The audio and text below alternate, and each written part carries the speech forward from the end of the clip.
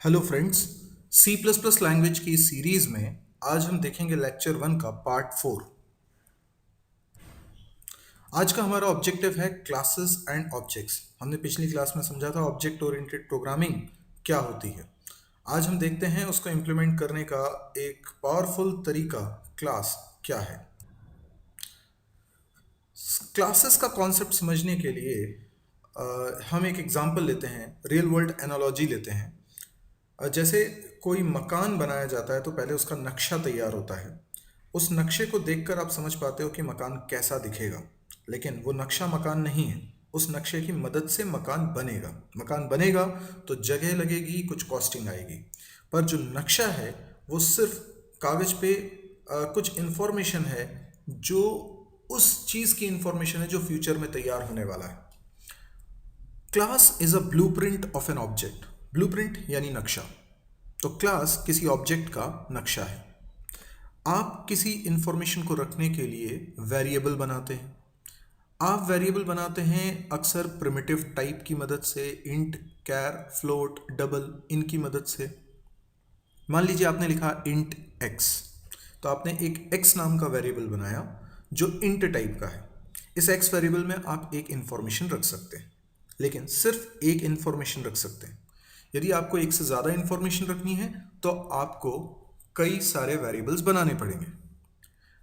Object और variable में थोड़ा सा फर्क है। ऑब्जेक्ट एक बड़ा सा मेमोरी ब्लॉक है जिसके अंदर कई सारे वेरिएबल्स हैं। वेरिएबल एक सिंगल डेटा कंटेन करने वाला ब्लॉक है।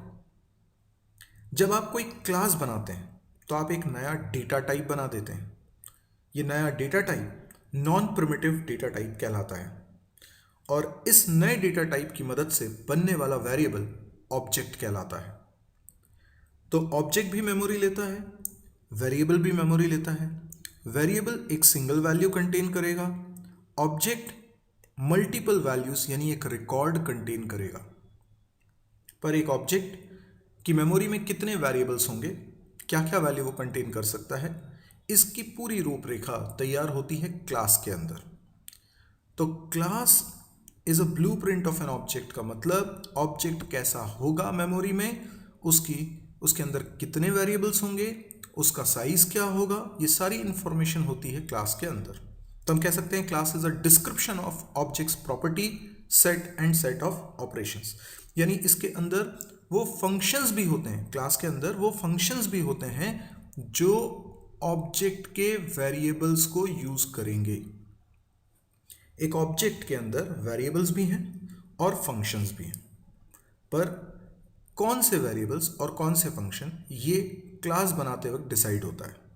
तो जब हम कोई क्लास बनाते हैं तो बनाते बिल्कुल वैसे ही हैं जैसे सी लैंग्वेज में हम स्ट्रक्चर बनाते हैं।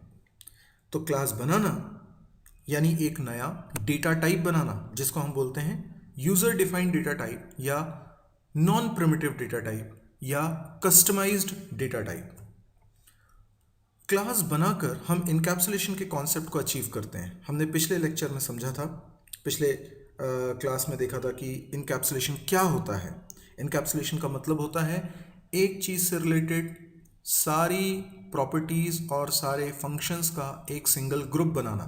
आप जब सी प्लस प्लस में क्लास बनाएंगे तो आप यही काम करेंगे। तो क्लास बनाने का मतलब कुछ वेरिएबल्स और फंक्शंस का एक ग्रुप बनाना। लेकिन कई लोग इसको गलत समझते हैं। अगर मैं एक स्टूडेंट से रिलेटेड कुछ वेरिएबल्स और फंक्शंस का एक ग्रुप बना दूं और उसी स्टूडेंट से रिलेटेड कुछ दूसरे और वेरिएबल्स का एक अलग ग्रुप बनाऊं, तो मैंने दो क्लास बना ली, पर ये दोनों क्लास मिलकर एक ही स्टूडेंट की इंफॉर्मेशन रख रहे हैं। तो ये इनकैप्सुलेशन नहीं है। इनकैप्सुलेशन कहता है एक चीज़ से रिलेटेड, जैसे कि स्टूडेंट से रिलेटेड सारी की सारी प्रॉपर्टीज़ और सारे के सारे फंक्शंस एक सिंगल ग्रुप में होने चाहिए। और ऐसा आप क्लास बनाकर करते हो, और जब आप ऐसा करते हो इसको हम इनकैप्सुलेशन कहते हैं। ऑब्जेक्ट एक रन टाइम एंटिटी है। क्लास को मेमोरी नहीं मिलती, मेमोरी मिलती है ऑब्जेक्ट को। क्लास तो सिर्फ ऑब्जेक्ट का डिस्क्रिप्शन है। तो ऑब्जेक्ट को जब मेमोरी मिलेगी तो वो इसी आधार पर मिलेगी कि क्लास में आपने कितने वेरिएबल्स बनाए हैं। ऑब्जेक्ट जब बनेगा तो ऑब्जेक्ट मेमोरी कंज्यूम करेगा रैम के अंदर। Object is an instance of a class. Instance का मतलब होता है एग्जाम्पल। तो एक क्लास है स्टूडेंट, तो उसका एग्जाम्पल क्या हुआ? तो हो सकता है एक स्टूडेंट हो जिसका नाम हो राहुल, तो राहुल उसका एक एग्जाम्पल हुआ। रवि उसका दूसरा एग्जाम्पल हुआ। रोमेश उसका तीसरा एग्जाम्पल हुआ। इस तरह से हम एक कैटेगरी के, एक क्लास के कई सारे एग्जाम्पल्स दे सकते हैं। तो सिंपल भाषा में कहें तो इंस्टेंस और ऑब्जेक्ट एक ही बात है, दे आर सिनोनिम्स। इस एग्जाम्पल को देखिए, इसमें हमने एक क्लास बनाई है बॉक्स नाम की, और इस क्लास के अंदर हमने 3 वेरिएबल्स बनाए हैं लेंथ, ब्रेड्थ और हाइट को रखने के लिए LBH। 2 फंक्शंस भी बनाए हैं, सेट डायमेंशन, शो डायमेंशन। पूरी कोडिंग नहीं है, ये सिर्फ एक फॉर्मेट है आपको एक आइडिया देने के लिए कि क्लास किस तरह से बनती है। अगर हम इस क्लास को बना लेते हैं तो हमने एक नया डेटा टाइप बना लिया है, और नए डेटा टाइप का नाम यहां पर हो गया है बॉक्स, जो क्लास कीवर्ड के तुरंत बाद लिखा है। ये आप अपनी मर्जी से कुछ भी लिख सकते हैं। एक बार डेटा टाइप तैयार हो गया तो आप इसका इस्तेमाल करके वेरिएबल्स बना सकते हैं, लेकिन इनको वेरिएबल ना बोलकर हम बोलेंगे ऑब्जेक्ट। तो बॉक्स एक डेटा टाइप है, B1 एक ऑब्जेक्ट। B1 ऑब्जेक्ट कैसा होगा, मेमोरी में कितनी जगह लेगा, ये सब कुछ डिपेंड करता है कि बॉक्स डिफाइन कैसा हुआ है, यानी क्लास में क्या लिखा है। तो इसको मेमोरी मिलेगी B1 को, और उसके अंदर LBH नाम के वेरिएबल होंगे, क्योंकि ऐसा क्लास में कहा गया है। अगर मैं बॉक्स टाइप का एक और ऑब्जेक्ट बनाऊं तो उसे भी ठीक इसी तरीके से मेमोरी मिलेगी। एंड सिमिलरली अगर मैं एक और ऑब्जेक्ट बनाऊं B3, तो उसको भी इसी तरीके से मेमोरी मिलेगी। नोटिस करने वाली बात यह है कि B1 के अंदर अलग LBH है, B2 के अंदर अलग, B3 के अंदर अलग।